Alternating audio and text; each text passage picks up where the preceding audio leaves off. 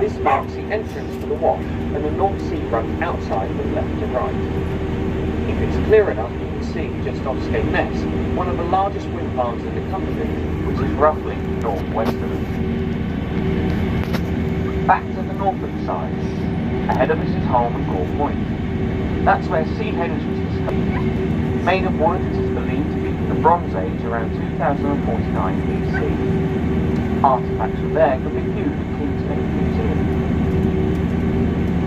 Coming back towards us by the end of the cliffs, we come to the village of Old Hunstanton, which harbours 2 RNLI lifeboats, of which one is a hovercraft, one of only 4 in the country, and this is open on a Sunday morning to visitors.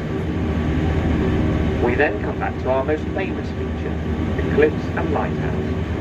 The cliffs are 60 feet high, made of chalk and cast stone, and over 100 million years old. This means where they have fallen, rare fossils can often be found. This corner of the Wash was notorious for smuggling during the 17th and 18th century, as they used the lighthouse as a marker beacon, and down below you may be able to make out the outline of the old cove.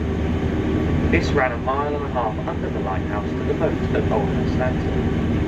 More proof of this can be gained from visiting St Mary's Church, where you can read on graves how smugglers murdered custom officers that lay in wait in 1784. We then have the wreck of the Sheraton, built in 1907 and used in both World War I and World War II, before she came ashore in 1947 when she broke the wall. The wreck is still there because this beach has a private landlord. This goes back to the 12th century when King John lost the rights to the foreshore.